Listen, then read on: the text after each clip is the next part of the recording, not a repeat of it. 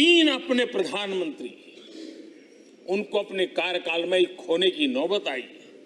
नेहरू जी, शास्त्री जी और इंदिरा जी। तब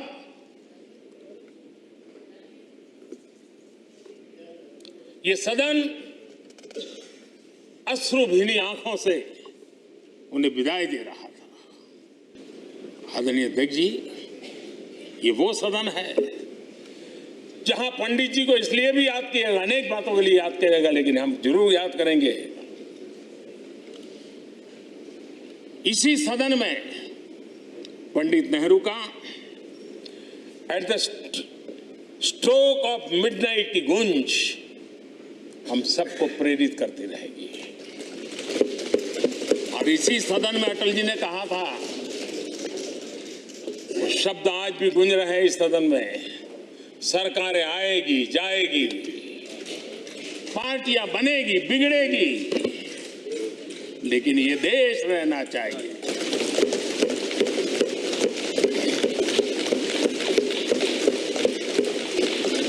आदरणीय अध्यक्ष जी, पंडित नेहरू की जो प्रारंभिक मंत्री परिषद थी, बाबा साहब आम्बेडकर जी एक मंत्री के रूप में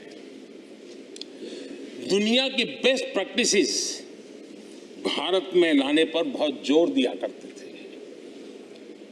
फैक्ट्री कानून में अंतर्राष्ट्रीय सुझावों को शामिल करने पर बाबा साहब सर्वाधिक आग्रही रहे थे और उसका परिणाम आज देश को लाभ मिल रहा है।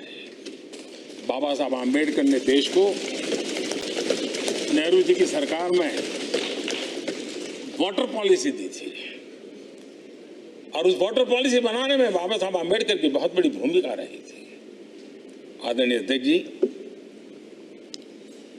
हम ये जानते हैं कि भारत में बाबा साहब आम्बेडकर एक बात हमेशा कहते थे कि भारत में सामाजिक न्याय के लिए भारत का औद्योगिकरण होना बहुत जरूरी है, क्योंकि देश के दलित पिछड़ों के पास जमीन ही नहीं है, वो क्या करेगा? औद्योगिकरण होना चाहिए। और बाबा साहब इस बात को मान करके डॉक्टर श्यामा प्रसाद मुखर्जी, जो पंडित नेहरू के मंत्री थे, उन्होंने इस देश में और पहले वाणिज्य मंत्री के रूप में और उद्योग मंत्री के रूप में उन्होंने इंडस्ट्री पॉलिसी इस देश में लाई थी। आज भी कितनी ही इंडस्ट्री पॉलिसी बने, लेकिन उसकी आत्मा वही होती है जो पहली सरकार के थी, और उनका भी बहुत बड़ा अहम योगदान रहा था। आदरणीय अध्यक्ष जी, लाल बहादुर शास्त्री जी ने 65 के युद्ध में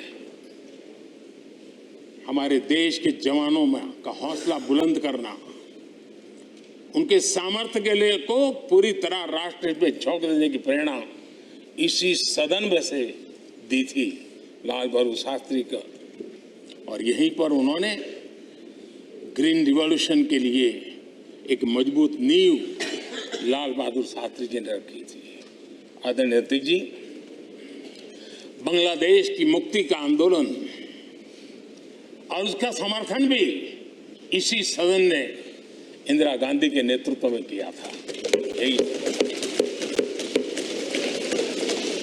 इसी सदन ने इमरजेंसी में लोकतंत्र पर होता हुआ हमला भी देखा था, और इसी सदन ने भारत के लोगों की ताकत को एहसास कराते हुए मजबूत लोकतंत्र की वापसी भी इसी सदन ने देखी थी। वो राष्ट्रीय संकल्प भी देखा था, ये सामर्थ्य भी देखा था। आदरणीय अध्यक्ष जी, ये सदन इस बात का हमेशा ऋणी रहेगा, क्योंकि इसी सदन में हमारे पूर्व प्रधानमंत्री चरण सिंह जी ने ग्रामीण मंत्रालय का गठन किया था, रूरल डेवलपमेंट मिनिस्ट्री। इसी सदन में मतदान की उम्र 21 से 18 करने का निर्णय हुआ था, और देश की युवा पीढ़ी को इसका योगदान देने के लिए प्रेरित किया गया, उत्साहित किया गया था। हमारे देश ने गठबंधनों की सरकारें देखी, पीपी सिंह जी हो, चंद्रशेखर जी, और बाद में एक सिलसिला चला कि रेलवे प्लेटफॉर्म पर गुजारा करने वाला एक गरीब परिवार का बच्चा पार्लियामेंट पहुंच गया।